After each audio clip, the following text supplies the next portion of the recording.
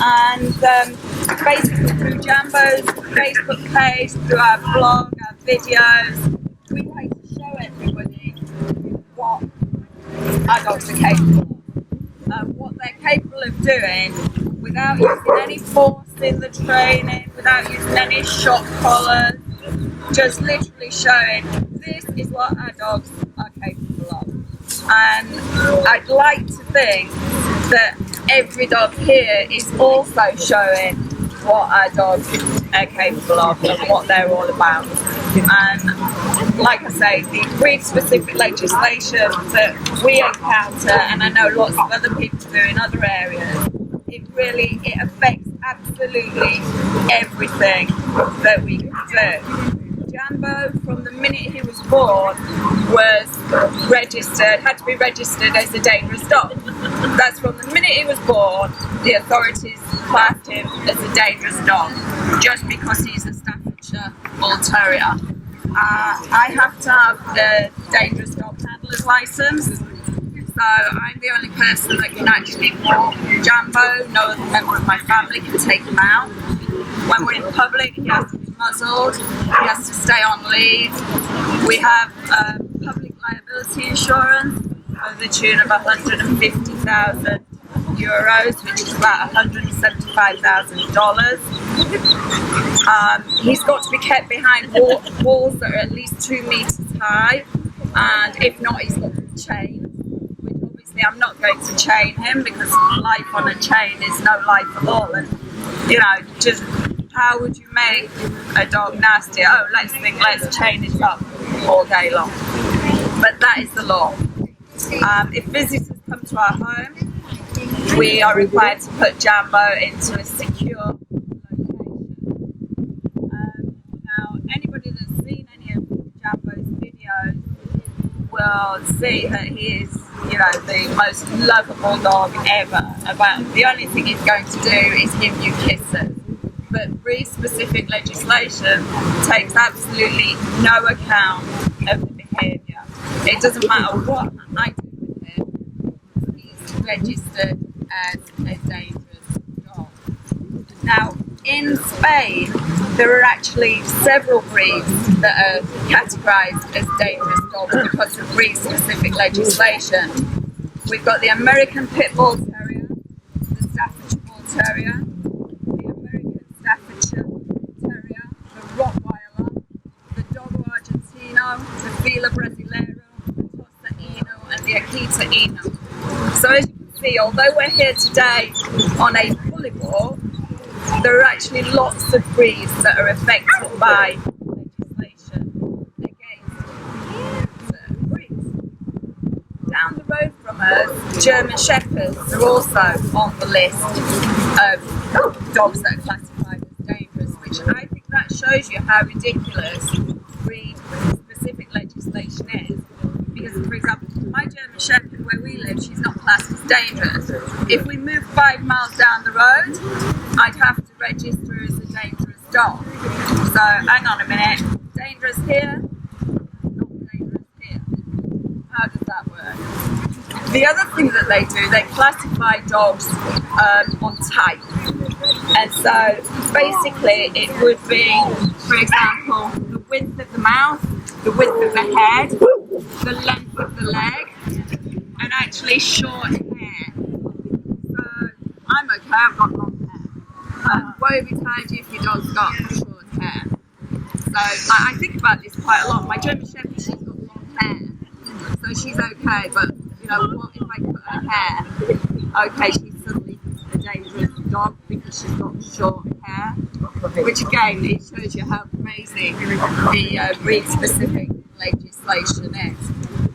Now, when Laura invited me here today, she told me all about the walk and the objectives of the walk, to speak out against breed-specific legislation, to raise awareness for our beautiful bully breeds, to promote force-free training and Spay Neuter as well, which Jambo and I think is actually really important that we spay and neuter our mature dogs.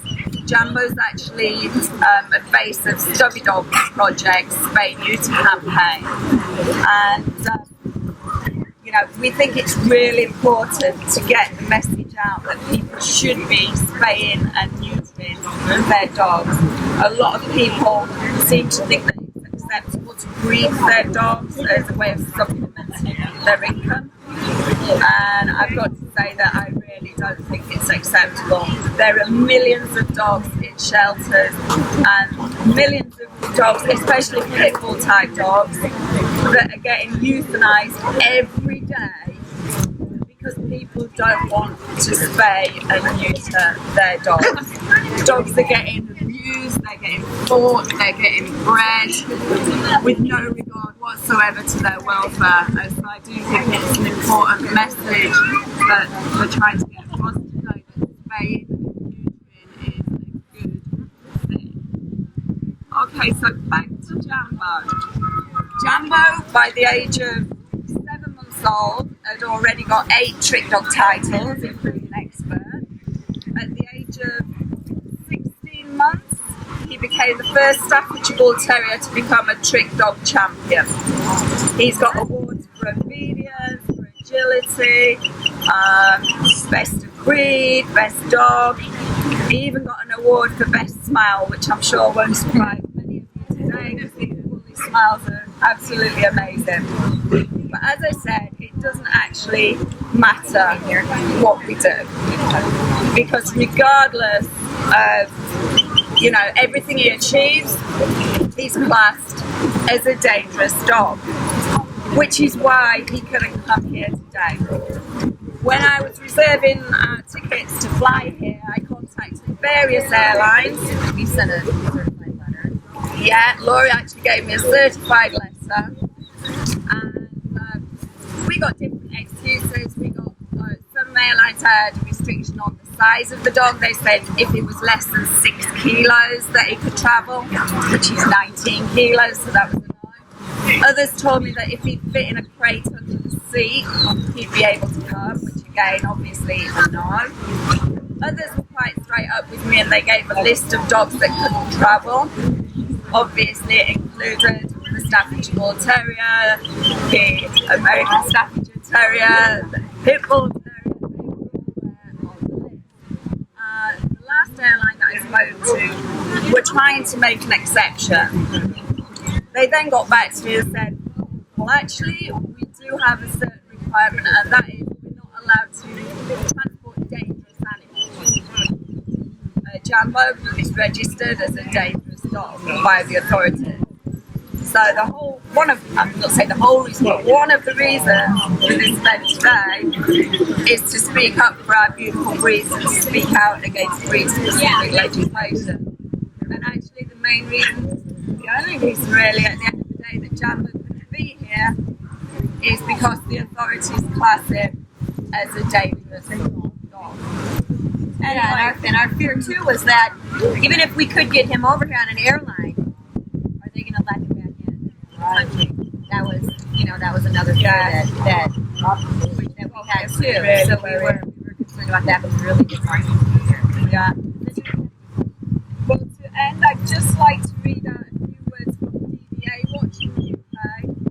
Jambo he supports this organisation a lot because they do so much work helping families and their dogs that are affected by breed-specific legislation. In the UK, if you've got a pit bull, pit bulls are actually banned in the UK. The authorities have the right to just come and seize your dog. So they can walk into your dog, take your dog, and they can destroy your dog. If you're lucky, your dog will get kept in isolation for a couple of years while you go through the court system and you fight basically to prove that your dog isn't dangerous. If you get an exemption, they're then allowed to live with you, but under the same sort of restrictions that Jambo has: muzzle, dog lead, public liability insurance, etc.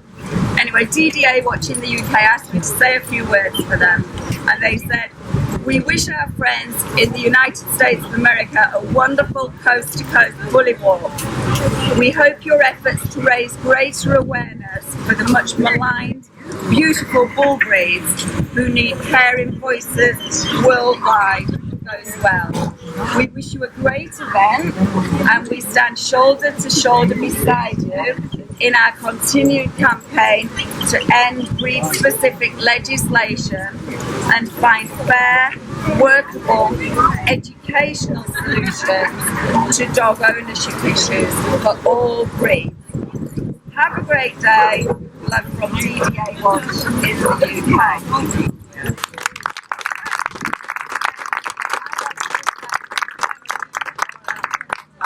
Thank you for traveling so much. Thank you so much. And thank you, Piper. You don't have to send Jessica's job. Thanks, everybody. If anybody has any questions for her, she's over here by us.